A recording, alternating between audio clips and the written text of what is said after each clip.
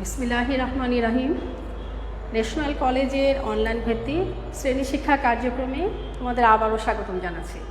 প্রিয় শিক্ষার্থীরা, আশা করছি তোমরা সবাই ভালো আছো আর সরকারি দেওয়া সকল স্বাস্থ্যবিধিগুলো মেনে সবাই সুস্থ আছো।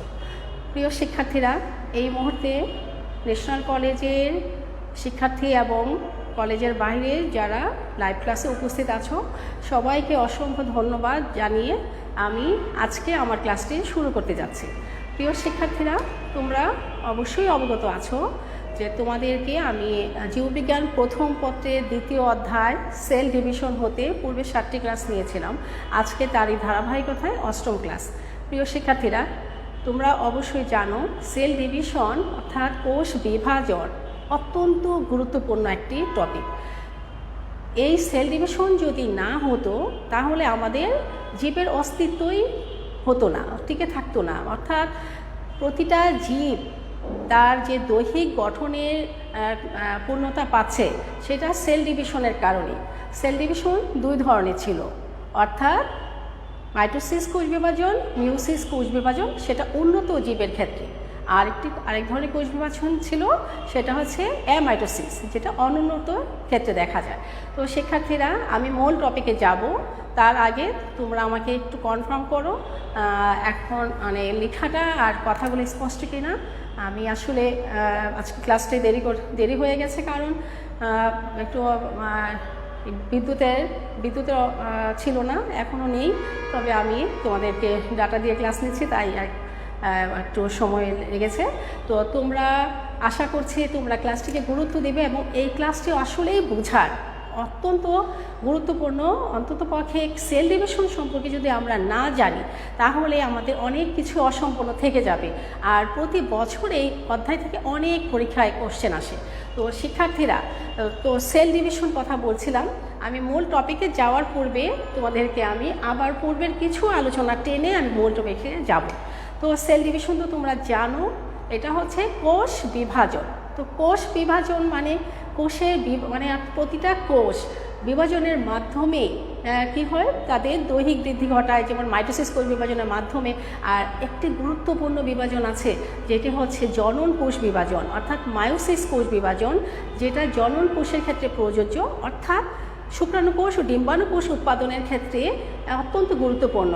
যদি মায়োসিস কোষ বিভাজন না হতো তাহলে শুক্রাণুকোষ ও ডিম্বাণুকোষ তৈরি হতো না আর জীবের অস্তিত্বই টিকে থাকতো না। তো শিক্ষার্থীরা, এই যে মায়োসিস কোষ বিভাজন, এটা এই কোষ বিভাজনের উপর আমি গত ক্লাসের পূর্বে ক্লাসে অর্থাৎ 6ষ্ঠ ক্লাসে আমি একটি ছক এঁকে তোমাদেরকে সম্পূর্ণ মায়োসিস কোষ বিভাজনটা সম্পর্কে একটি ধারণা দিয়েছিলাম। তোমাদেরকে বলেছিলাম যে এই কোষ বিভাজনের ছকটি তোমরা অত্যন্ত গুরুত্ব দিয়ে দেখে রাখবে, কারণ কোষ বিভাজনের ক্ষেত্রে মায়োসিস কোষ বিভাজনটা জটিল একটি প্রক্রিয়া। এখানে তোমাদের নিশ্চয়ই ছকটি মনে আছে যে মায়োসিস কোষ বিভাজনটাকে প্রথমত 2টি পর্যায়ে বিভক্ত করা হয়েছিল, অর্থাৎ মায়োসিস 1 এবং মায়োসিস 2। শিক্ষার্থীরা মনে করার চেষ্টা করো। তো মায়োসিস 1-এর ক্ষেত্রে আমরা দেখেছিলাম মায়োসিস প্রোফেজ 1, তারপর হচ্ছিল মেটাফেজ 1, অ্যানাফেজ 1, টেলোফেজ 1। এবং প্রোফেজ 1 ধাপটি অত্যন্ত জটিল বলে সেটাকে আবার 5টি উপপর্যায়ে বিভক্ত করা হয়েছিল। তো সেটা ছিল ল্যাপটোটিন, জাইগোটিন, প্যাকাইটিন, ডিপ্লোটিন ও ডায়োকাইনেসিস। প্রিয় শিক্ষার্থীরা, আমি কিন্তু প্রোফেজ 1-এর উপপর্যায়গুলো গত ক্লাসে আলোচনা করে তোমাদেরকে বোঝানোর চেষ্টা করেছি। আজকে আমি মায়োসিস কোষ বিভাজনেরই আজকে আমি তোমাদেরকে বোঝাবো হচ্ছে মায়োসিস কোষ বিভাজনে মেটাফেজ 1, অ্যানাফেজ 1, টেলোফেজ 1, এই 3টি ধাপ।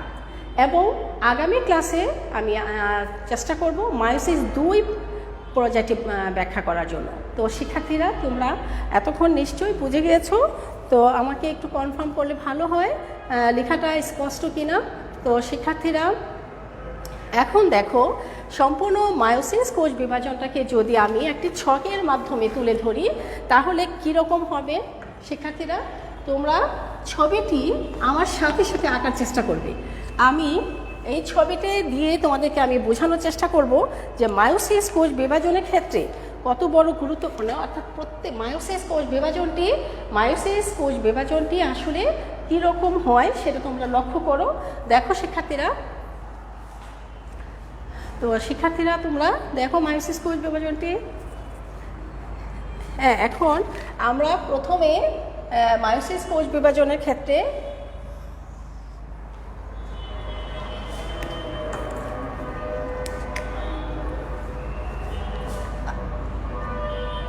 আমরা একটা নিউক্লিয়াস আঁকালাম। নিউক্লিয়াসের মধ্যে এখানে আমরা দেখতে পারি যে ক্রোমোসোমগুলোকে আমরা এভাবে বুঝালাম। তারপর শিক্ষার্থী দেখো, আমরা এখানে দুই রকম, একটা পিতা হতে আগত, একটি মাতৃ হতে আগত, এই হচ্ছে ক্রোমোসোম। শিক্ষার্থীরা এবার দেখো, আমি দ্রুত চিত্রটা অঙ্কন করব। তারপরে দেখো এবার এই কোষ বিভাজনটা পরবর্তীতে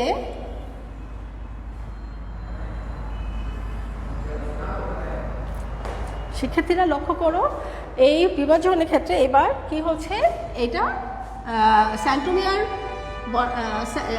পর এটি ক্রোমোসোমগুলো দুই প্রান্ত থেকে দুভাবে বিভক্ত হয়ে যাবে, শুধু সেন্ট্রোমিয়ার বিভক্ত হবে না। আর অন্যদিকে পিতা হতে আগত এবং মাতা হতে আগত, আমরা এখানে দুইটা এক জোড়া ক্রোমোসোমকে বোঝাচ্ছি লাল দিয়ে এবং একটি হচ্ছে কালো দিয়ে। এখানে আমি বোঝাচ্ছি মূলত এক জোড়া পিতা হতে আগত, এক জোড়া হচ্ছে মাতা হতে আগত। তো শিক্ষার্থীরা, এই পিতা হতে আগত আর এখানে মাতা হতে আগত ক্রোমোসোমটা বলছি। এখানে আমরা পরবর্তী ধাপে দেখব, এখানে ক্রসিং ওভার হবে, ক্রসিং ওভার হয়ে যাবে এবং সেই ক্ষেত্রে শিক্ষার্থীরা তোমরা আমার সাথে সাথে ছবি চিত্রটা অঙ্কন করলে ভালো হয়। এখানে হচ্ছে এবার ক্রসিং ওভার হবে, তাহলে আমি এভাবে আঁকাচ্ছি।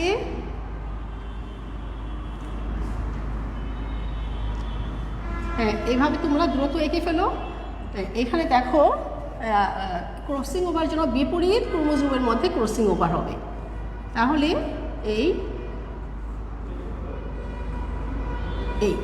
তারপরে আমরা যেটা করব, পরবর্তী ধাপে কি হচ্ছে, আমি প্রত্যেকটা চিহ্নিত চিত্র আমি বুঝিয়ে দিব, তোমরা ততক্ষণে এই অংশটা এঁকে ফেলো। তারপরে আমি বোঝাবো যে কীভাবে ঘটনাগুলো এসছে, আমি পরবর্তীতে এটা বোঝাবো। তোমরা আমার সাথে সাথে আগে চিত্রটা অঙ্কন করে বোঝার চেষ্টা করো, তারপরে আমি মূল বোঝানোটার চেষ্টা করব।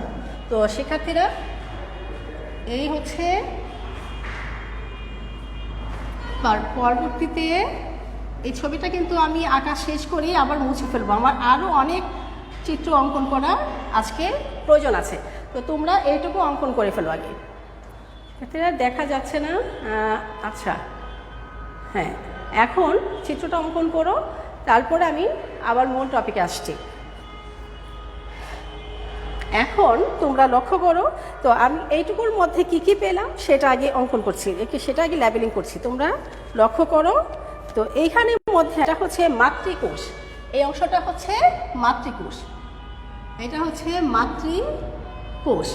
আর এই মাতৃকোষের মধ্যে এটা ইন্টারফেস গ্যাপ 1 দশা, এটা নাম হচ্ছে ইন্টারফেস গ্যাপ 1 দশা, এটা হচ্ছে ইন্টারফেস গ্যাপ 1 দশা।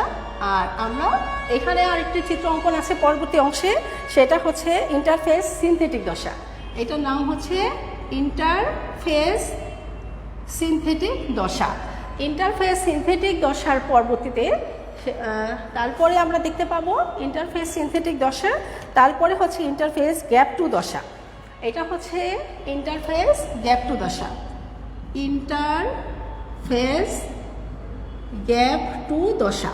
এই গ্যাপ 2 দশার পরবর্তীতে আমরা দেখতে পাচ্ছি যে এখানে ক্রসিং ওভার হচ্ছে, অর্থাৎ প্রোফেজ 1 দশা শুরু হয়ে গেল, এটা হচ্ছে প্রোফেজ 1, এটা হচ্ছে প্রোফেজ 1 দশা।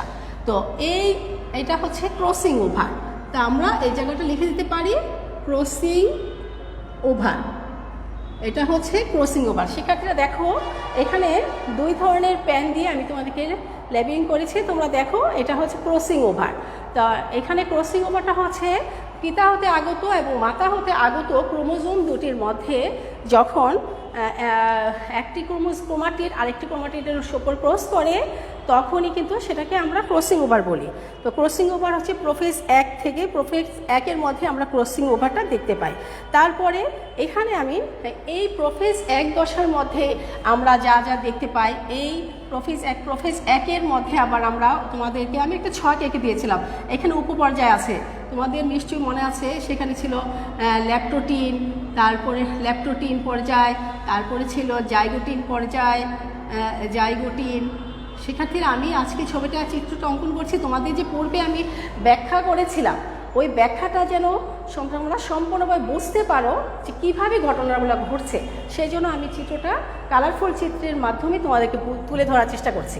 এই প্রোফেজ 1 দশাটা এখানে একটা চিত্র দিয়ে বোঝানো হয়েছে, কিন্তু আসলে প্রোফেজ 1 দশার মধ্যে প্রোফেজ 1-এর মধ্যে আছে ল্যাপ্টোটিন, জাইগোটিন, প্যাকাইটিন, তারপরে ডিপ্লোটিন, তারপরে আছে ডায়াকাইনেসিস।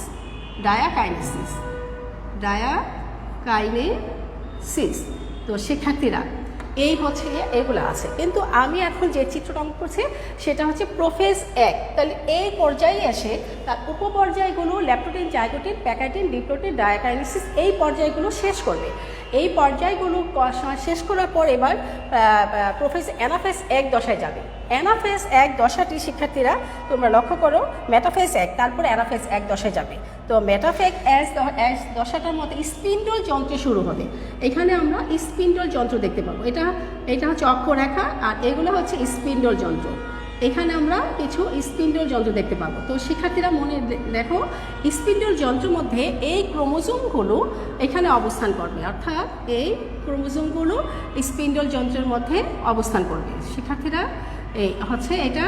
আর এখানে আরেকটা আমি দেখাচ্ছি, এক জোড়া এখানে দেখাচ্ছে, আরেকটা হচ্ছে বিপরীতভাবে আমি এবার লালটা মায়েরটা দেখাচ্ছি, অর্থাৎ এইভাবে দেখাচ্ছি। দেখো শিক্ষার্থীরা তোমরা লক্ষ্য করো, এটা হচ্ছে বাবাতে আগত। এখন এই স্পিন্ডল যন্ত্রের মধ্যে ক্রসিং ওভারের কারণে কিছু অংশ কিন্তু এই বাবার ক্রোমাটিডের মধ্যে মায়ের কিছু অংশ ক্রোমাটিড চলে গেছে, এবং মায়ের ক্রোমাটিডের মধ্যে বাবার কিছু অংশ থেকে আগত কিছু ক্রোমাটিড এখানে চলে গেছে। সেই জন্য আমি কিছুটা অংশ লালের মধ্যে কিছুটা কালো শেড দিচ্ছি এবং কালোর মধ্যে কিছুটা লাল শেড দিয়ে সেটা বোঝানোর চেষ্টা করছি, কারণ ক্রসিং ওভার পর্যায়টি মায়োসিস প্রোফেজ 1 দশার মধ্যে সম্পন্ন হয়, এবং মায়োসিস প্রোফেজ 1-এর যে 5টি উপপর্যায় ছিল সেখানে এই মায়োসিস 1-এর মধ্যে ক্রসিং ওভার সম্পন্ন হয়। শিক্ষার্থীরা ক্রসিং ওভারটি তোমাদের নিশ্চয়ই মনে আছে যে হোমোলোগাস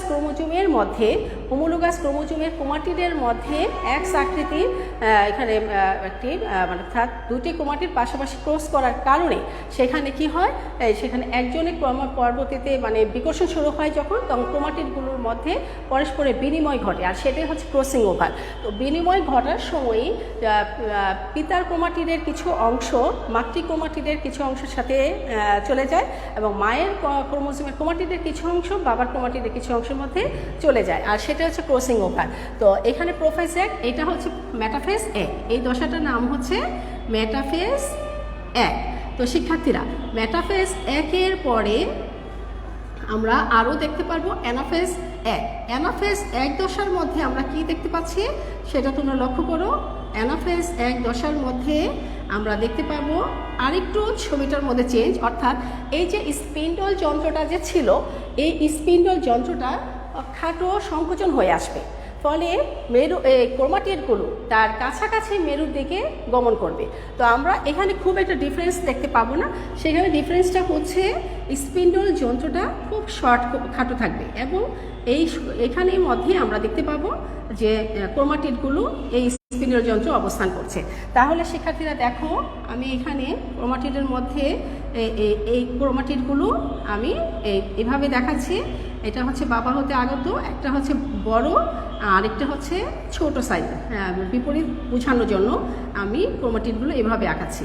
তো শিক্ষার্থীরা আরেকটা হচ্ছে মায়ের থেকে আগত, তো আমি সেটাকেও বোঝাচ্ছি এভাবে যে এখানে আমরা কি ডিফারেন্সটা দেখতে পাচ্ছি। এখানে আমরা ডিফারেন্সটা যেটা দেখতে পাচ্ছি সেটা হচ্ছে ক্রোমাটিডগুলো, এখানে হচ্ছে ক্রোমাটিডগুলো মধ্যে একটু বর্ণটা চেঞ্জ হয়ে আছে, অর্থাৎ এখানে স্পর্শক তন্ত্রটা বড় ছিল এবং সেটা ছোট হয়ে আসছে, এবং ক্রোমোজোমগুলো এবার তার নিকটবর্তী কেন্দ্রের দিকে অবস্থান করছে। তো শিক্ষার্থীরা এবার তোমরা লক্ষ্য করো, এটা হচ্ছে এই দশাটার নাম হচ্ছে অ্যানাফেজ 1, অ্যানাফেজ 1, অর্থাৎ মিওসিস কোষ বিভাজনের মেটাফেজ 1, অ্যানাফেজ 1, তার প্রোফেজ 1, মেটাফেজ 1, অ্যানাফেজ 1, তারপরে আসবে টেলোফেজ 1। তো শিক্ষার্থীরা চিত্রটা দ্রুত এঁকে ফেলো। তারপর আসবে অ্যানাফেজ 1। এখন তোমরা দেখো টেলোফেজ 1-এর মধ্যে আমরা দেখতে পাবো নিউক্লিয়াসের একটি নিউক্লিয়াস ভেঙে মোটামুটি 2টা নিউক্লিয়াস পরিণত হবে। তাহলে এইখানে আমরা দেখতে পাবো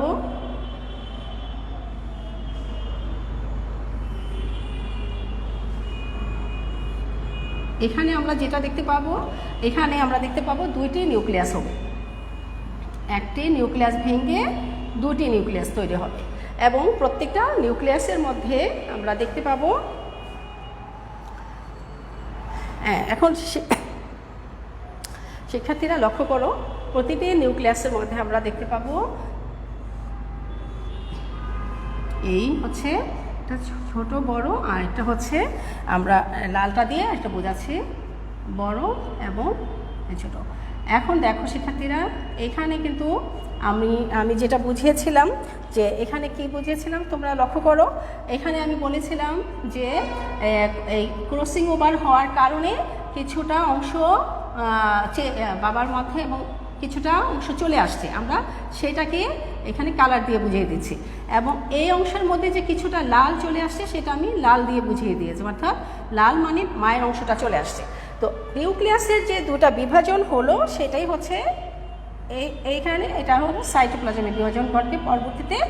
এখন এইটাই হচ্ছে টেলোফেজ 1, এইটা দশাটার নাম হচ্ছে টেলোফেজ 1, প্রোফেজের টেলোফেজ 1।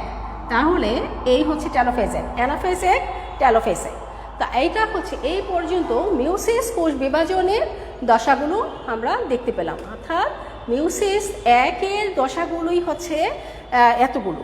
তারপরে এখন আমরা তার প্রোফেজ 1-এর প্রোফেজ দশাগুলোর মধ্যে ছিল ইন্টারফেস, অর্থাৎ গ্যাপ 1 দশায় মাতৃকোষটি কিছু পরিবর্তন ঘটিয়ে ইন্টারফেস অর্থাৎ সিনথেটিক দশায় যাবে, সিনথেটিক দশায় ক্রোমোজোমগুলোর আর একটু পরিবর্তন হবে, ইন্টারফেস গ্যাপ 2 অর্থাৎ ইন্টারফেজের এই গ্যাপ 2 পর্যায়ে এখানে ক্রোমোজোমের আরও কিছু পরিবর্তনের মাধ্যমে প্রোফেজ 1 দশায় প্রবেশ করবে, এবং প্রোফেজ 1-এর মধ্যে এসে ক্রসিং ওভারটা সম্পন্ন হবে। ক্রসিং ওভারের কারণে হোমোলোগাস, অর্থাৎ তোমাদের নিশ্চয়ই মনে আছে একই বৈশিষ্ট্য ক্রোমোজোম দুটাকে বলা হচ্ছে হোমোলোগাস। তাহলে আমি এখানে একই রকম বোঝানোর জন্য বাবা হতে আগত লম্বা বৈশিষ্ট্যটা এবং মায়ের হতে আগত লম্বা বৈশিষ্ট্যকে পাশাপাশি রেখেছি। তাহলে এখানে দেখো 2টি কালারের বর্ণনা বোঝানোর উদ্দেশ্য হচ্ছে একটা বাবা হতে আগত, অপরটি মায়ের হতে আগত, এবং একই সাইজ, এবং অর্থাৎ বোঝাচ্ছে এখানে একই বৈশিষ্ট্যের।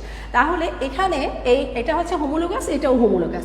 এই হোমোলোগাস ক্রোমোজোমের মধ্যে বিপরীত বৈশিষ্ট্যের মধ্যে কিন্তু ক্রসিং ওভার ঘটবে, কখনো একই বৈশিষ্ট্যের মধ্যে মানে একই মানে অর্থাৎ আমি বোঝাতে চাচ্ছি এখানে সিস্টার ক্রোমাটিডের মধ্যে কখনো ক্রসিং ওভার হবে না। নন সিস্টার ক্রোমাটিডটা মানে কি, 2টি বিপরীত বৈশিষ্ট্যের ক্রোমোজোম হোমোলোগাস, কিন্তু বিপরীত বৈশিষ্ট্য ক্রোমোজোমের মধ্যে যখন ক্রোমাটিডের মধ্যে বিনিময় ঘটে সেটা হচ্ছে নন সিস্টার ক্রোমাটিড। তাহলে শিক্ষার্থীরা এই হচ্ছে প্রোফেজ 1-এর মানে মিওসিস 1-এর প্রোফেজ 1 দশা, মেটাফেজ 1 দশা, অ্যানাফেজ 1 দশা, অ্যানাফেজ 1 দশা এবং টেলোফেজ 1 দশা। এই টেলোফেজ 1 দশা সম্পূর্ণ হওয়ার পরে এরপরে দেখা যাবে যে এটা এবার প্রোফেজ 2-এ প্রবেশ করবে। শিক্ষার্থীরা প্রোফেজ 2-এ যখন প্রবেশ করবে তখন কিন্তু এটার মধ্যে আমরা কিছু পরিবর্তন পাবো। পরিবর্তনটা হচ্ছে প্রোফেজ 2-এ প্রবেশ যখন করবে তখন এটার মধ্যে কিছু পরিবর্তন হবে, সেটা হচ্ছে এই নিউক্লিয়াসটা সম্পূর্ণ আলাদা হয়ে গেল। এখন দেখো, এবং এটাও সম্পূর্ণভাবে আলাদা হয়ে যাবে। এই হচ্ছে এবার প্রোফেজ 2-এ দশায় প্রবেশ করছে। তো শিক্ষার্থীরা তোমরা দ্রুত চিত্রটা অঙ্কন করো, দেখা যাচ্ছে কিনা। তারপরে দেখো প্রোফেজ 2-এ প্রবেশ করার সময় এটা হচ্ছে এইভাবে আসবে। তাহলে এখানে আমরা এইটাকে একই ছবি, একই চিত্র, জাস্ট এখানে আমরা দেখতে পাবো যে দুইটা আলাদা হয়ে গেছে, নিউক্লিয়াসটা সম্পূর্ণভাবে আলাদা হয়ে গেছে, এতটুকুই শুধু ডিফারেন্স হবে। তো এখানে আমরা এই অংশটা এটা দিয়ে দাও, এই পাশে একটা করে। তো এখন দেখো শিক্ষার্থীরা, তো আমি এবার লালটা দিয়ে আবার একটা অঙ্কন করছি এবং সেখানে আমি কালো অংশটা দেখাই দিচ্ছি এবং এই লালের কালোর মধ্যে আমি লাল অংশটাও দেখিয়ে দিচ্ছি। তো শিক্ষার্থীরা, এটা হচ্ছে কি দশা? তো অবশ্যই তোমরা বুঝে গেছো, এটা হচ্ছে মেটাফেজ প্রোফেজ 2 পর্যায়। তাহলে এটা হচ্ছে প্রোফেজ 2 পর্যায়, এই দুইটা হচ্ছে প্রোফেজ 2। এখন ঢুকলো কোথায়? প্রোফেজ 2 পর্যায়ে। তার মানে প্রোফেজ 1 থেকে প্রোফেজ 1 দশাটা এই পর্যন্ত, এটা প্রোফেজ 1-এর মধ্যে প্রোফেজ 1 মানে মিউসিস 1 দশাটা হচ্ছে এই পর্যন্ত, টেলোফেজ 1 পর্যন্ত মিউসিস 1 দশাটি। এখানে আসছে প্রোফেজ 1, মেটাফেজ 1, অ্যানাফেজ 1, টেলোফেজ 1। এখন আমরা প্রোফেজ 2 দশায় প্রবেশ করলো। প্রোফেজ 2 দশায় প্রবেশ করে প্রোফেজ 2, এবার অ্যানাফেজ 2। শিক্ষার্থীরা, অ্যানাফেজ 2-এ কী হতে পারে তোমরা নিশ্চয়ই লক্ষ্য করবে। এবার অ্যানাফেজ 2-এর মধ্যে এখন যেটা হবে সেটা হচ্ছে এখানে স্পর্শক তন্ত্র তৈরি হবে। অ্যানাফেজ 2-এ এখানে প্রোফেজ 2, এবার মেটাফেজ 1। মেটাফেজ 2-এর মধ্যে এবার মেটাফেজ 2-এর মধ্যে একটা স্পিন্ডল যন্ত্র তৈরি হয়। তোমাদের মনে আছে, আগেরটাও দেখেছো, এখানে একটা স্পিন্ডল যন্ত্র তৈরি হবে এবং ক্রোমোজোমগুলো এইখানে অবস্থান করবে, স্পিন্ডল যন্ত্রের মধ্যে অবস্থান করবে। তো শিক্ষার্থীরা, তোমরা এটা দ্রুত এঁকে ফেলো। আমি আবারও স্পিন্ডল যন্ত্র স্পর্শতন্ত্রটা তুলনামূলকভাবে একটু বড় হবে এবং এই অংশটার মধ্যেই ক্রোমোজোমগুলো অবস্থান করবে। আর এখানে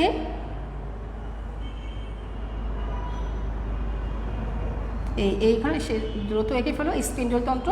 তো স্পিন্ডল তন্ত্রের মধ্যে ক্রোমাটিডগুলো অবস্থান করবে আর দুটা মেরুর মধ্যে দুটা স্পিন্ডল যন্ত্র অবস্থান করবে।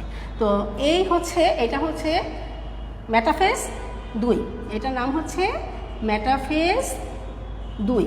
তো শিক্ষার্থীরা, চিত্রটা লক্ষ্য করো, মেটাফেজ 2-এর পরে অ্যানাফেজ 2। অ্যানাফেজ 2-এর খুব একটা পরিবর্তন নয়, স্পিন্ডল তন্ত্রটা আবার আরেকটু সরু হয়ে আসবে। মেটাফেজের পরে অ্যানাফেজ 2-এর মধ্যে স্পিন্ডল যন্ত্রটা শুধু ছোট হয়ে আসবে, এইটুকুই পার্থক্য। আমরা দেখব যে এখানে স্পিন্ডল যন্ত্রটা আরেকটু ছোট হয়ে আসবে, তার মানে হচ্ছে খুব একটা।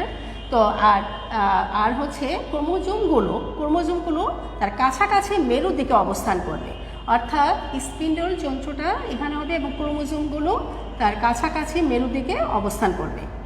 তো আমরা এখানে আরেকটু এঁকে নিই। এই হচ্ছে এটা স্পিন্ডল যন্ত্রটা খুবই ছোট থাকবে এবং ক্রোমোজোমগুলো এখানে অবস্থান করছে, ক্রোমোজোমগুলো।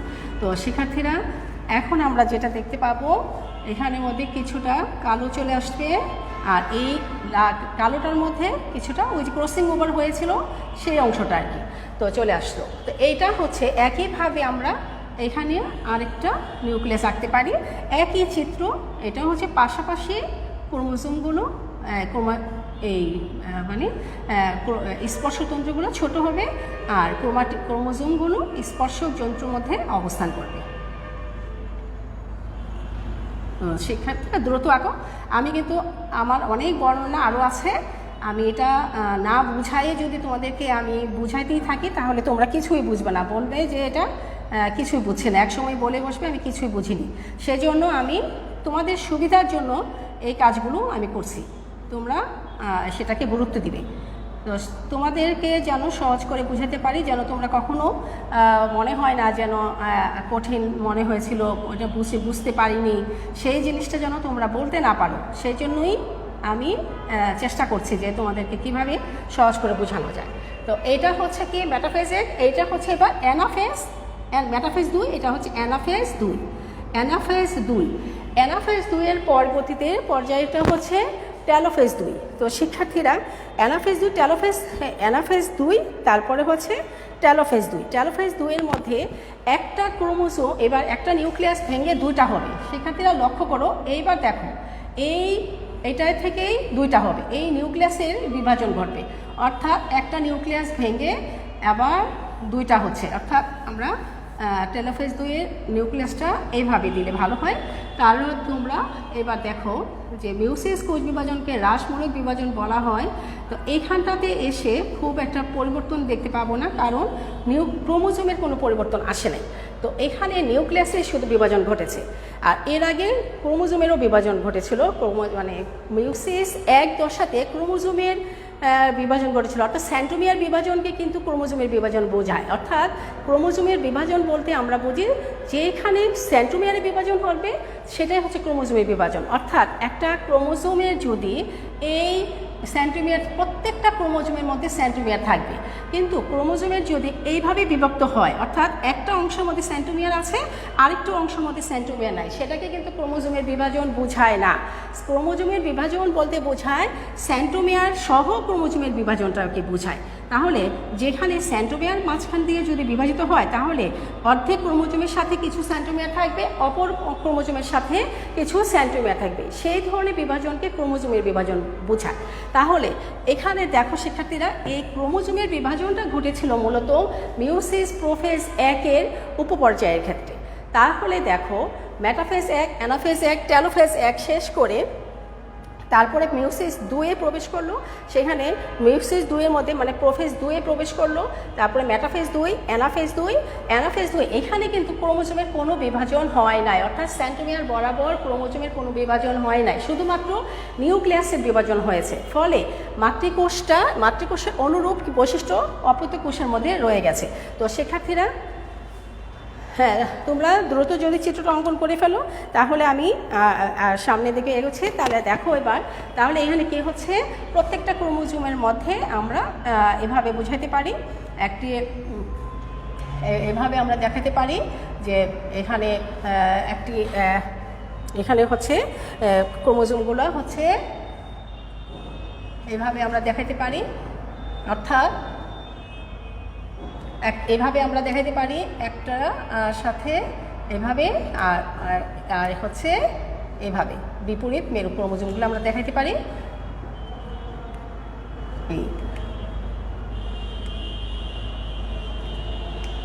এই শিক্ষার্থীরা তোমরা লক্ষ্য করো, এই যে এখানে 1 জোড়া ক্রোমোজোম বোঝাচ্ছে, অর্থাৎ মাতৃকোষের অনুরূপ থাকবে এখানে ক্রোমাটিডের সংখ্যা। তাহলে এইখানে এটা হচ্ছে অ্যানাফেজ 1, টেলোফেজ 1, এই দশাটার নাম হচ্ছে টেলোফেজ 2।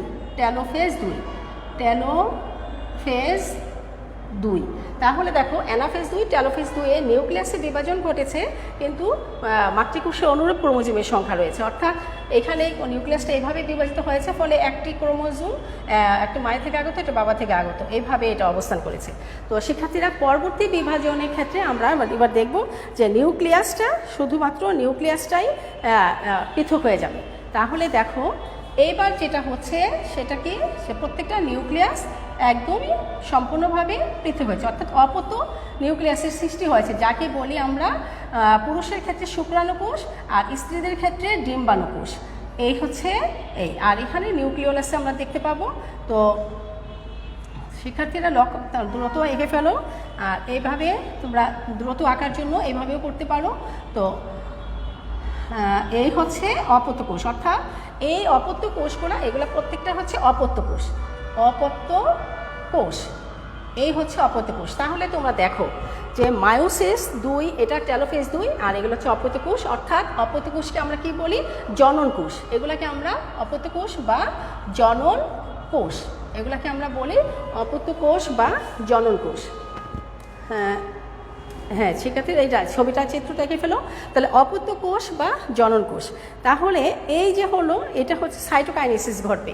তো এই জায়গাটার মধ্যে হচ্ছে এইগুলো হচ্ছে সাইটোকাইনেসিস, তার মানে সাইটোকাইনেসিসের মাধ্যমে এই জননকোষগুলো শেষ পর্যন্ত নিউক্লিয়াসের বিভাজনের শেষ পর্যায়ে গিয়ে কোষের সাইটোপ্লাজমটাও বিভক্ত হয়ে একটি থেকে মানে সম্পূর্ণভাবে, অর্থাৎ কোষ প্লেট তৈরি হবে। কোষ প্লেটের মাধ্যমে সাইটোপ্লাজমটা পরবর্তীতে বিভক্ত হয়ে সম্পূর্ণভাবে আলাদা নিউক্লিয়াস তৈরি করবে, যেটাকে মিওসিস কোষ বিভাজনের ক্ষেত্রে এই অপত্য 4টি নিউক্লিয়াসকে বলা হচ্ছে স্ত্রীদের ক্ষেত্রে ডিম্বাণুকোষ আর পুরুষের ক্ষেত্রে হচ্ছে শুক্রাণুকোষ। তাহলে শিক্ষার্থীরা লক্ষ্য করো, মিওসিস কোষ বিভাজনটা সম্পূর্ণ হতে তাহলে কি ছিল? ইন্টারফেস 1 দশা, তারপর ইন্টারফেস সিনথেটিক দশা, তারপর হচ্ছে ইন্টারফেস গ্যাপ 2, অর্থাৎ গ্যাপ 1 দশা, তারপর ইন্টারফেস সিনথেটিক দশা, তারপর ইন্টারফেস গ্যাপ 2 দশা। এই দশাটা সম্পন্ন করার পরে তারপরে কি হলো? প্রোফেজ 1 দশা শেষ করে মেটাফেজ 1 দশায় প্রবেশ করলো। সেখানে তারপরে হচ্ছে অ্যানাফেজ 1, তারপরে হচ্ছে টেলোফেজ 1 দশা কমপ্লিট করে এবার মিওসিস 2 দশায় প্রবেশ করলো। মিওসিস 2-এ ঢোকার পরে সেখানে প্রোফেজ 2 এসে আবার 2টি নিউক্লিয়াস তৈরি হলো এবং মেটাফেজ 2, তারপর অ্যানাফেজ 2, টেলোফেজ 2-এ গিয়ে সম্পূর্ণ মানে একটি নিউক্লিয়াস থেকে 2টি করে মোট 4টি নিউক্লিয়াস তৈরি হলো, যেটাকে বলা হয় শুক্রাণুকোষ অথবা স্ত্রীদের ক্ষেত্রে ডিম্বাণুকোষ। এখন দেখো, এই যে 4টি পুরা সম্পূর্ণ নিউক্লিয়াস থেকে, অর্থাৎ জনন মাতৃকোষ থেকে, এটা ছিল জনন মাতৃকোষ। এই জনন মাতৃকোষটা বিভাজিত হতে হতে শেষ পর্যন্ত 4টা গ্যামেট তৈরি করলো। 4টি, অর্থাৎ কোন গ্যামেট? 4টি শুক্রাণুকোষ অথবা ডিম্বাণুকোষ 4টি। এই যে গ্যামেটগুলো তৈরি হলো, এই সম্পূর্ণ প্রক্রিয়াটা, অর্থাৎ মিওসিস 1-এর অংশটুকু ধরো 7 দিন সময় লাগে, কিন্তু মিওসিস প্রক্রিয়াটা, অর্থাৎ মিওসিস প্রক্রিয়া জনন মাতৃকোষ থেকে অপত্য কোষ সৃষ্টি হওয়া পর্যন্ত, এই পর্যন্ত সময় লাগে হচ্ছে 30 দিন, অর্থাৎ প্রায় 1 মাস। তাহলে তোমরা বুঝতে পেরেছ যে শুক্রাণুকোষ এবং ডিম্বাণুকোষ সম্পূর্ণভাবে তৈরি হতে প্রায় 1 মাস সময় লাগে। তো শিক্ষার্থীরা, এখান থেকে একটি কোশ্চেন তোমরা যদি চিত্রটা অঙ্কন করে থাকো, তাহলে আমি এবার তোমাদেরকে আরও কিছু বোঝাবো যে এখান থেকে একটি কোশ্চেন আসে প্রায় সময়। সেই কোশ্চেনটি হচ্ছে, এভাবে একটা উদ্দীপক তৈরি করা হয়। আমি এটা মুছতেছি, তোমাদেরকে আমি আরেকটু বোঝাচ্ছি। শিক্ষার্থীরা লক্ষ্য করো, আমি অংশটা মুছে এবার আরেকটি অংশে যাচ্ছি। একটি উদ্দীপক প্রায় সময় তোমরা বোর্ডে দেখবে, একটি উদ্দীপক এই অংশ থেকে আসে। সেই উদ্দীপকটা হচ্ছে এরভাবে একটা উদ্দীপক হয় যে একটি অপত্য মাতৃকোষের চিহ্ন এঁকে। শিক্ষার্থীরা দেখো, অপত্য মাতৃকোষ ছবিটা আবার এখন, এটা হচ্ছে অপত্য কোষ, এটা হচ্ছে মাতৃকোষ, অপত্য মাতৃকোষ। তো শিক্ষার্থী দেখো, এটা মাতৃকোষ। তো প্রথম মিওসিস কোষ বিভাজনের মাধ্যমে এটা হচ্ছে মাতৃকোষ,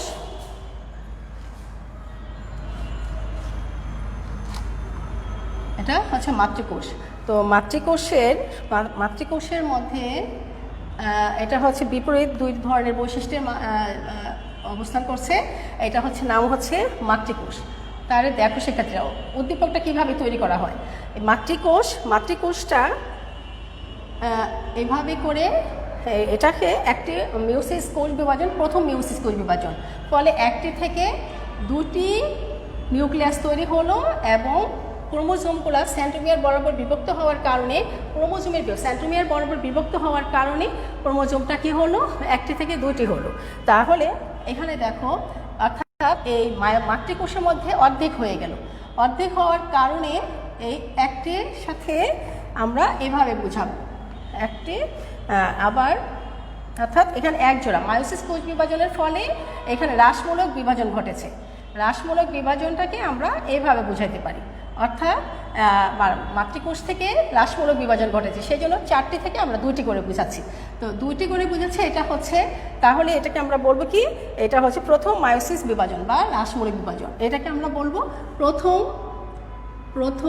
মায়োসিস বিভাজন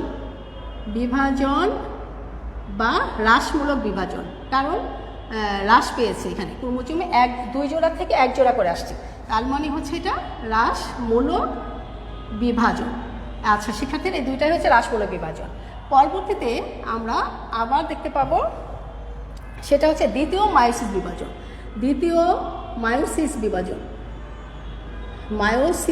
বিভাজন বিভাজন, এই দ্বিতীয় মায়োসিস বিভাজনে আমরা দেখতে পাবো একটা থেকে দুটা থেকে চারটা হয়েছে, তবে সেখানে পার্থক্যটা কিন্তু কোনো হয় নাই, অর্থাৎ ক্রোমোজোমগুলো হ্রাস পায় নাই কারণ তা দেখো এখানে তো 2 জোড়া থেকে 1 জোড়া করে হয়েছে, এখানে তো আবার 1টি করে হওয়ার কথা ছিল, কিন্তু এখানে কিন্তু 1টি করে হয় নাই, তার মানে এখানে হ্রাস পায়নি, তার মানে মাতৃগুণ সম্পন্নই আমরা এখানে দেখতে পাচ্ছি। এখানে হচ্ছে মাতৃগুণ সম্পন্ন, অর্থাৎ এটা হলো মাতৃকোষ, এই মাতৃকোষের সমপরিমাণী ক্রোমোজোম আমরা এখানে পাচ্ছি, তাহলে এটা হচ্ছে সমবিভাজন। তাহলে দ্বিতীয় কোষ বিভাজনটাকে আমরা বলতে পারি সমবিভাজন। তো প্রশ্ন আসতে পারে শিক্ষার্থীরা, তো এরকম একটা উদ্দীপকের চিত্র এঁকে পরীক্ষার মধ্যে দেওয়া হয়ে থাকে যে চিত্রটা এইভাবে আঁকবে। একে বলা হবে যে মিয়োসিস কোষ প্রথম কোষ বিভাজনে হ্রাসমূলক বিভাজন হলেও দ্বিতীয়টি মানে সমবিভাজন হয় কেন, অথবা আসতে পারে উপরে উদ্দীপকটা দিয়ে বলা হতে পারে যে মিয়োসিস কোষ বিভাজনটিকে হ্রাসমূলক বিভাজন বলা হয় কেন, অথবা উদ্দীপকের এখানে ক খ গ চিহ্ন দেওয়া হলো যে গ অংশের পরিবর্তনটি ব্যাখ্যা করো, তাহলে তোমাকে সেখানে কি করতে হবে, এখানে পিছনের এই অংশটা ব্যাখ্যা করা হলে তোমাকে মিয়োসিস 2 এর কোষ বিভাজনটা উদ্দীপকের ক্ষেত্রে তোমাদের ব্যাখ্যা করতে হবে। আমি আবারও বলছি, যদি এই অংশটাকে চিহ্নিত করা হয়, উদ্দীপকটা যদি এরকম হয় ক খ আর এটা হচ্ছে গ, এখন যদি বলা হয় যে উদ্দীপকটা দেখে যদি বলা হয় যে ক অংশে উদ্দীপকের খ অংশের কোষ বিভাজন প্রক্রিয়াটি বর্ণনা করো, তাহলে তুমি বুঝবে যে এটা মিয়োসিস প্রথম মিয়োসিস 1 বিভাজনের কথা ব্যাখ্যা করা হয়েছে, তখন তুমি মিয়োসিস 1 এর কথা বলবা। কিন্তু এখানে যদি বলে গ এর বর্ণনা দাও, তাহলে তুমি বুঝবে যে মিয়োসিস 2 এর বর্ণনা করার কথা বলা হয়েছে, কারণ মিয়োসিস 2 হচ্ছে সমবিভাজন। অর্থাৎ আমি আবারও বোঝাচ্ছি, এখানে মাতৃকোষের মধ্যে ক্রোমোজোম ছিল 2 জোড়া অর্থাৎ 46টি, এবং সেটা হ্রাস পেয়ে এখানে মায়োসিস প্রথম বিভাজনে ক্রোমোজোমের সংখ্যা হ্রাস পায়, সেজন্য তার অপত্য কোষের মধ্যে ক্রোমোজোমের সংখ্যা 1 জোড়া করে আসছে, অর্থাৎ এখানে 23টি করে আসছে। কিন্তু মায়োসিস 2 বিভাজনে গিয়ে 23টি থেকে কিন্তু আর কমে নাই, তাহলে কি, তাহলে আবার এটা তার মাতৃকোষে অনুরূপ আবার সেই অপত্য কোষগুলো সৃষ্টি হয়েছে, অর্থাৎ এখানে মাতৃকোষে যেমন 23টি ছিল, এখানেও ক্রোমোজোমের সংখ্যা প্রত্যেকটি নিউক্লিয়াসের মধ্যে অপত্য কোষের মধ্যে ক্রোমোজোমের সংখ্যাগুলো 23টি করে আছে। তাহলে আমরা বলতে পারি যে এটা হচ্ছে মায়োসিস 2 বিভাজন। এটা 2 বছর আগে অর্থাৎ 2018-তে এরকম একটি প্রশ্ন এসেছিল যে মিয়োসিস 2 এর মানে কোষ বিভাজনের ব্যাখ্যা দিতে বলা হয়েছিল। অনেকেই ভুল করে সেটা মাইটোসিস কোষ বিভাজনটি দিয়েছিল, যার ফলে আমরা 0 দিয়েছিলাম পরীক্ষার খাতায়, বোর্ড পরীক্ষার খাতায়। আসলে কিন্তু এটা হচ্ছে মায়োসিস কোষ বিভাজনের 2 পর্যায়ের ব্যাখ্যা করতে বলা হয়েছিল। একটু বোঝার ভুলের জন্য মানে খাতার মধ্যে আমরা নাম্বার দিতে পারিনি। তো তোমরা উদ্দীপকগুলো বোঝার চেষ্টা করবে। তো শিক্ষার্থীরা, এখন আমি তোমাদেরকে যে 3টা অংশ আমি দ্রুত বুঝাই দেব, সেই 3টে অংশ হচ্ছে মায়োসিস কোষ বিভাজন প্রোফেজ 1 এর ধাপগুলো আমি পূর্বের ক্লাসে এক্সট্রা ক্লাসের মাধ্যমে তোমাদেরকে আমি ল্যাপটোটিন, জাইগোটিন, প্যাকাটিন, ডিপ্লোটিন, ডায়াকাইনেসিস অংশটা বুঝিয়েছিলাম। এখন আমি মায়োসিস প্রোফেজ 1 এর মেটাফেজ 1, অ্যানাফেজ 1 আর টেলোফেজ 1 দশাটি ব্যাখ্যা করব। তোমরা দ্রুত আমার সাথে এঁকে ফেলবে। শিক্ষার্থীরা দেখো, আমি এই চিত্রের মধ্যে অবশ্য তুলে ধরেছিলাম, তারপরেও আমি আবারও আঁকাচ্ছি। এটা হচ্ছে প্রোফেজ 1 এর মেটাফেজ 1। মেটাফেজ 1 দশাটা তোমাদের নিশ্চয়ই মনে আছে। মেটাফেজ 1 এটা হচ্ছে কোষ ঝিল্লি, আমি এখন আসছি কোষ প্রাচীর। তো শিক্ষার্থীরা দ্রুত এঁকে ফেলো, এটা হচ্ছে কোষ প্রাচীর। এখন দেখো মেটাফেজ 1, এটা হচ্ছে চিত্রটা হচ্ছে মেটাফেজ 1 দশা। তো মেটাফেজ 1 দশার মধ্যে আমরা কি কি দেখতে পাবো? এখানে আমরা দেখতে পাবো স্পিন্ডল তন্ত্র দেখতে পাবো, এবং স্পিন্ডল তন্ত্রটা মোটামুটি বড়ই, এটা স্পিন্ডল তন্ত্র। দ্রুত করে এঁকে ফেলো। তো শিক্ষার্থীরা, স্পিন্ডল তন্ত্রটার মধ্যে আমরা এভাবে আঁকতে পারি, একটা ছোট একটা বড়, আর আরেকটা হচ্ছে লাল দিয়ে আমি আঁকাচ্ছি। এই শিক্ষার্থীরা লক্ষ্য করো, তো এই যে এইটা হচ্ছে এটা মেটাফেজ 2।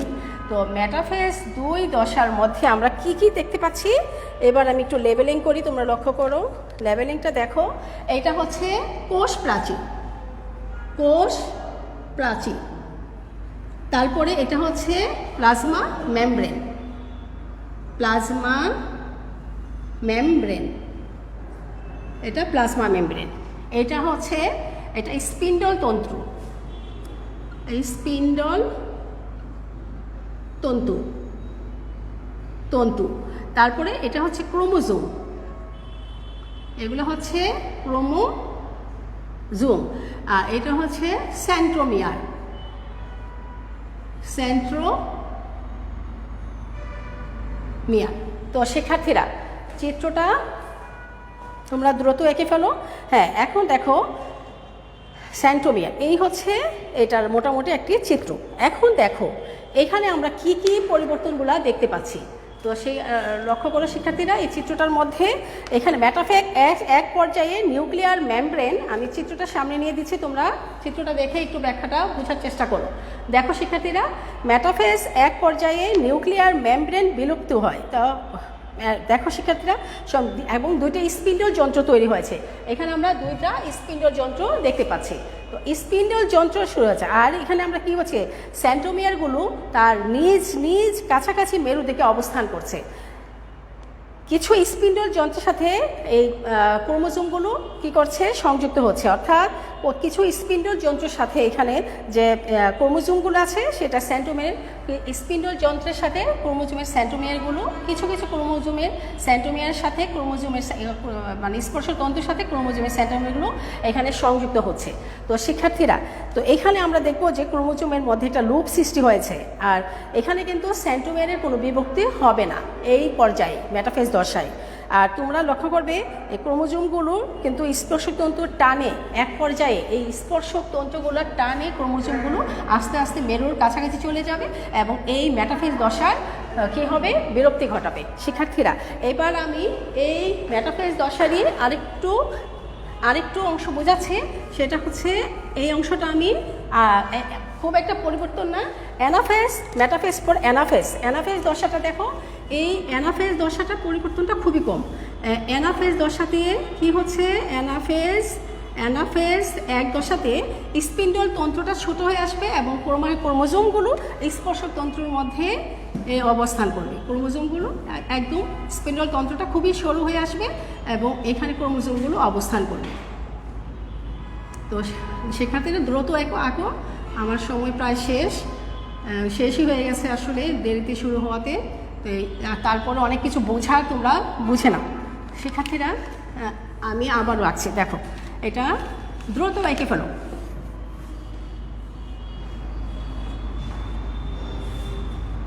এখন দেখো এখানে মধ্যে ক্রোমোজোমে কিছুটা কালার ক্রোমাটিড অংশের মধ্যে বিনিময় ঘটেছিল, তো এই জন্য এই জায়গাটার মধ্যে আমরা অন্য একটা কালার পেন ইউজ করলাম। তাহলে দেখো এখানে এটা হচ্ছে কি আমরা দেখতে পেলাম স্পিন্ডল তন্ত্রটা সরু হয়ে আসছে। অ্যানাফেজ দশার মধ্যে আমরা তাহলে কি পেলাম, অ্যানাফেজ দশার মধ্যে শিক্ষার্থীরা অ্যানাফেজ দশার মধ্যে আমরা কী করলাম, হোমোলোগাস ক্রোমোজোমগুলো পৃথক হয়ে যায়। আর এখানে মধ্যে বাইভ্যালেন্টের দুটি ক্রোমোজোমের মধ্যে অর্থাৎ ক্রোমাটিডের মধ্যে নয়, কিন্তু ক্রোমোজোমের মধ্যে বিপরীত মুখী দুটি মেরুর দিকে ধাবিত হয়েছে।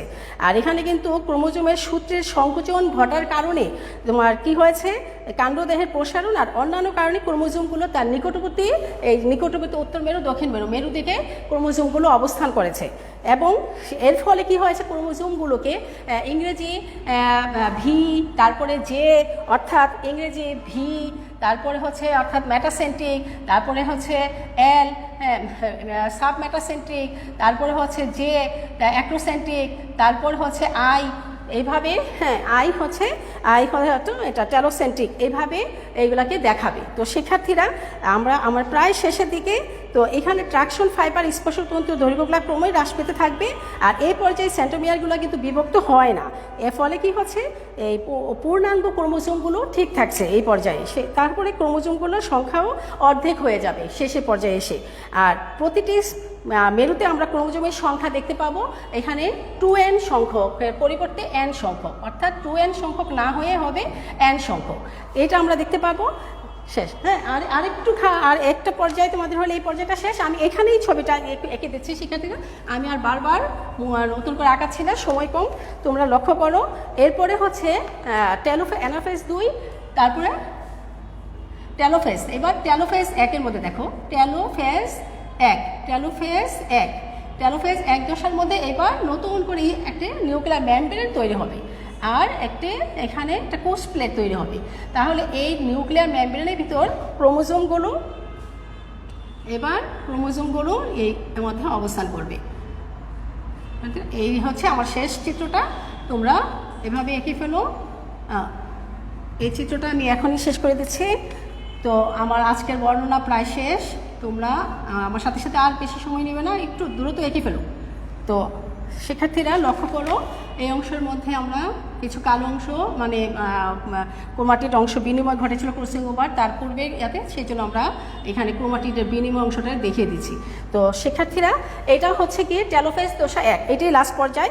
এই পর্যায়ে আমরা কি দেখতে পাচ্ছি? এই পর্যায়ে এটা হচ্ছে মায়োসিস কোষ বিভাজন প্রোফেজ 1-এর প্রোফেজ দশার 1-এর শেষ পর্যায় এটি। আর এই পর্যায়ে প্রত্যেকটি ক্ষেত্রে মেরুর দিকে N সংখ্যক ক্রোমোজোমগুলো, চারদিকে নিউক্লিয়ার মেমব্রেন আর নিউক্লিওলাসের আবির্ভাব ঘটেছে। তো শিক্ষার্থীরা দেখো এখানে এটা হচ্ছে নিউক্লিওলাস। তো আমি আবার একটু দেখাচ্ছি, এটা হচ্ছে নিউক্লিওলাস। তাহলে নিউক্লিওলাসের আবির্ভাব ঘটেছে, নিউক্লিওলাসের আবির্ভাব ঘটেছে। তাহলে এটা শেষ পর্যায়ে এবং এখানে নিউক্লিয়ার আবরণ, নিউক্লিয়ার মেমব্রেন এবং নিউক্লিওলাসের আবির্ভাব ঘটেছে। তো শিক্ষার্থীরা এবার তোমরা লক্ষ্য করো, আর নিউক্লিয়াসের এখানে কিন্তু জল যোজন ঘটবে, এখানে জল যোজন ঘটা শুরু করবে, ফলে ক্রোমোজোমগুলোকে আরও লম্বা বা অস্পষ্ট দেখাবে এবং বর্ণ ধারণ ক্ষমতা কমে আসবে। এক পর্যায়ে ক্রোমোজোমগুলোকে আর স্পষ্ট দেখাবে না। এই পর্যায়টি হচ্ছে শেষ দিকে এবং প্রজাতি ভেদে মাইটোসিসের মতো এখানে বিষুবীয় অঞ্চলে কোষ প্লেট সৃষ্টির মাধ্যমে এই শেষ পর্যন্ত সাইটোপ্লাজমে বিভক্তি ঘটিয়ে প্রতিটা একটি নিউক্লিয়াসে দুটি সম্পূর্ণ নিউক্লিয়াস তৈরি হবে এবং দুটি অপূর্ত কোষের সৃষ্টি হবে। তো শিক্ষার্থীরা অনেক ক্ষেত্রে কিন্তু এই টেলোফেজ দশা না হয়েও মিউসিস 2 প্রোফেজ দশা শুরু হয়ে যেতে পারে, এটা হয় অনেক সময়। তো মায়োসিস টেলোফেজ পর্যায়ে শেষে দুটি অপূর্ত কোষের সৃষ্টি হয় এবং সেখানে দেখা যাবে যে ক্রোমোজোম 2n সংখ্যার পরিবর্তে n সংখ্যক ক্রোমোজোম অবস্থান করেছে। তো প্রিয় শিক্ষার্থীরা, তাহলে তোমাদেরকে আমি আজকে এই পর্যায়টি বোঝানোর চেষ্টা করলাম। আগামী ক্লাসে আমি মিউসিস 2-এর উপদশা পর্যায়গুলো নিয়ে আলোচনা করব। ততক্ষণ তোমরা সবাই ভালো থেকো, সুস্থ থেকো। আর যা পড়েছি তা নিজেকে পড়তে হবে। আমি যতই তোমাদেরকে বোঝাই, যদি নিজেরা চর্চা না করো তাহলে সেটা অসম্পূর্ণই থেকে যাবে। আমি আশা করব তোমরা বাসায় আবার পড়বে, আমার ক্লাসটা আবার দেখে নেবে এবং বইয়ের মধ্যে সব কিছু আছে কিন্তু না বুঝলে সেই পড়াটি কঠিন মনে হয়। তাই তোমরা ক্লাসটা ফলো করে আবার বইটা পড়ে নেবে। আমি আশা করি তোমরা চিত্রগুলো ভালোভাবে এঁকে যদি বোঝার চেষ্টা করো তাহলে অবশ্যই বুঝতে পারবে। তো আজকে এই পর্যন্ত। আগামী ক্লাসে তোমাদের আমি মায়োসিস 2-এর কোষ বিভাজন করে নিয়ে আলোচনা করব। ততক্ষণ তোমরা সবাই ভালো থাকো, সুস্থ থাকো। আল্লাহ হাফিজ।